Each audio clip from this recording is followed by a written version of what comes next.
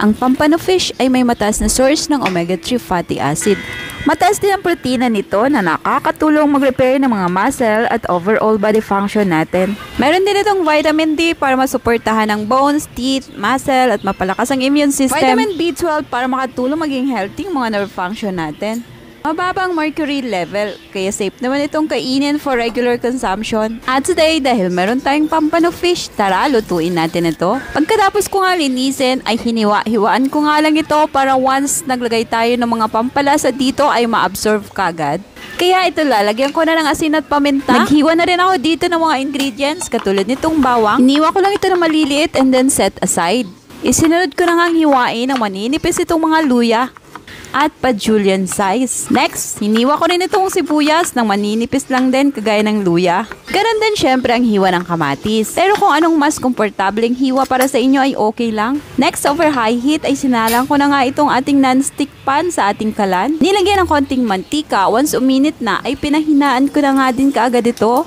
Make sure lang na bago nyo ilagay itong isda ay mainit itong mantika para hindi ito maghiwa-hiwalay once binaliktad mo ito. In-fry ko lang ito about 3 minutes and then binaliktad na rin. Pagkatapos ng 3 minutes ay hinango ko na nga rin ito and then set aside muna.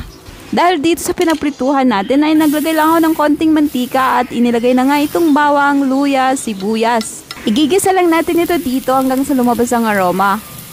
Next, pwede na natin isunod itong kamatis. Halu-haluin lang natin hanggang sa malantay itong kamatis. Pagkatapos ay maglagay na tayo ng paminta, asin at seasoning.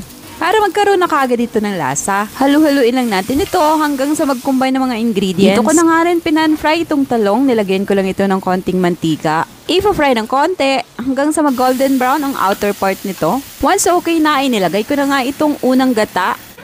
Gata ito ng buong niyog na binili ko sa palengke.